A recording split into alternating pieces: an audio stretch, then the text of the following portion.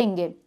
ناظرین محترم، اس دنیا میں اگر کوئی کسی طرح کا کرائم کرتا ہے اور اگر کرائم کرنے والا کرمنل اس کی پہنچ بہت زیادہ ہے، وہ بہت زیادہ رچ ہے، تو وہ قانون بھی خرید سکتا ہے، اور آئے دن دیکھیں یہ سب اس دنیا میں ہوتا ہی رہتا ہے۔ مگر وہ عدالت کہ جہاں پر کسی کی جرت نہیں ہے کہ وہ اپنے جرم سے منع کر سکے، وہ کسی قسم کے قانون کو خرید سکے، ہرگز وہ ایسا نہیں کر سکتا، کیونکہ وہ ایک واحد عدالت ہے کہ جس کا گواہ بھی خدا ہوگا اور جس کا عادل بھی خدا ہوگا، جس کا فیصلہ کرنے والا بھی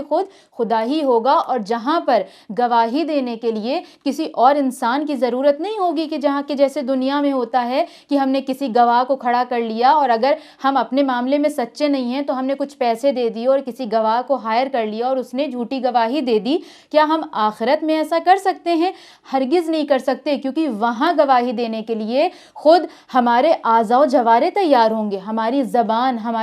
ہم نے جو اپنے زبان سے گناہ کیے ہیں اس کی گواہی دے گی، ہم نے اپنے ہاتھوں سے جس کے اوپر ظلم کیے ہیں ہمارے ہاتھ آگے سے آگے بڑھ کے ہمارے بارے میں بولیں گے، ہماری گواہی دیں گے۔ غرض کی ہم نے اپنے جسم کے جس اعضاء سے یا اپنے پورے وجود سے جس قسم کے گناہوں کو انجام دیا ہے، ہر ایک اعضاء آ کے خداوند عالم کی بارگاہ میں اس بات کی گواہی دے گا۔ اور اس کے علاوہ کہ پھر وہ اعمال نامہ کہ جس میں ہمارے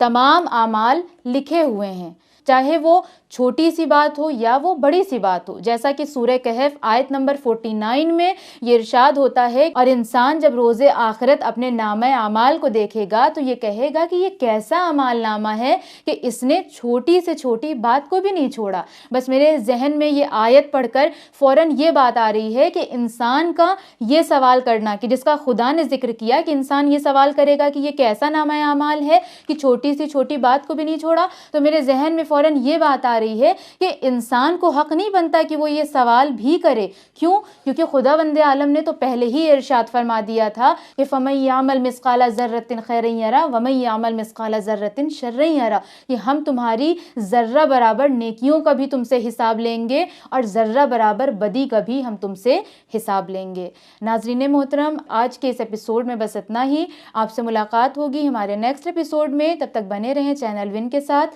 والسلام علیکم ورحمۃ اللہ وبرکاتہ۔